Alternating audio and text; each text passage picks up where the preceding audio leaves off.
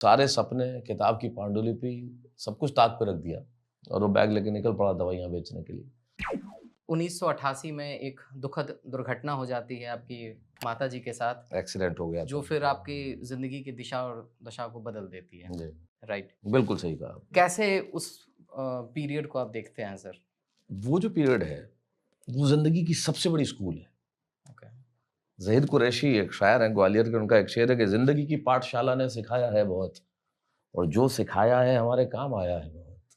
वो जो ज़िंदगी की पाठशाला जो सिखाती है ना, उससे बड़ा तो कुछ नहीं होता। मैं 1981 में हिंदी कवि सम्मेलन में आ गया, इतना सा, और पहला ही कवि सम्मेलन 25,000 लोगों की तालियाँ, ऑटोग्राफ्स।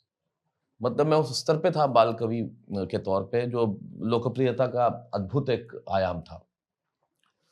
बाल कवि, डिबेटर, न जाने क्या-क्या। तो 81 से 88 तक की दौड़ में ईश्वर ने खूब मुझे दिया। तालियाँ भी खूब दी, प्यार भी बहुत दिया, लोगों का स्नेह-सम्मान भी बहुत दिया और सब कुछ मिला। और तब था कि बस हिंदी साहित्य में एमए करूँगा, क्योंकि मैं तो विज्ञान का विद्यार्थी था। अच्छा, मैं बॉटनी, केमिस्ट्री, ज़ूलॉजी पढ़ता था, लेकिन मन में तो भाषा के प्रति अनुराग और लगाव। तो मैंने कहा मैं हिंदी साहित्य में एमए करूँगा, एनएसडी में चला जाऊँगा, ये सारे ख्वाब जो होते हैं। लेकिन इंसान के हाथ में अगर ख्वाबों को सच करना होता, तो फिर बात ही क्या थी। तो ये 88 में जब मैं ग्रेजुएट हुआ, और ये उसी दौर की बात है, मेरी मदर का एक्सीडेंट हुआ। ईश्वर ने उन्हें बचा लिया, उन्हें शतायु करे। लेकिन वो हमेशा के लिए बैसाखियों पे आ गईं, अपाहिज हो गईं और बिस्तर में ही रहीं, डेढ़ 2 साल, 2.5 साल। उसके बाद अभी भी वो बैसाखियों पे ही हैं। लेकिन तब मुझे लगा कि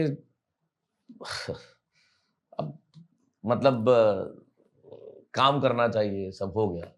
तो एक वॉक इन इंटरव्यू का एड मैंने देखा, एक सेल्समैन बनना था किसी pharmaceutical, I became a salesman. वो जो मेरी पांडुलिपि थी, जो मेरी पहली किताब 1988 में आने वाली थी, I must have been that time, अगर आ जाती तो शायद मैं सबसे युवा कवि होता जिसकी एक किताब आती। उसको मैंने रख दिया ताक पे, और वो सपने भी ताक पे रख दिए। तो सारे सपने, किताब की पांडुलिपि, सब कुछ ताक पे रख दिया और वो बैग लेके निकल पड़ा दवाइयाँ बेचने के लिए, और बेचता रहा दुकान-दुकान जाके, और कई बरस किया। लेकिन अंततः जो आपके भीतर होता है, वो खत बताता तो है ही है। खत बता रहा था। लेकिन फिर वही, वो जब तक वो नहीं चाहेगा, मैं यहाँ आपके पास भी नहीं आ सकता था खाता वर्ष में। आप इतने समय से प्रयास कर रहे हैं, बिल्कुल लेकिन सर, संभव हुआ तो आज हुआ। बिल्कुल, बिल्कुल सर। तो बा 1995 में मेरी किताब फिर आई, तो मत पढ़ो मेरी कविताएँ।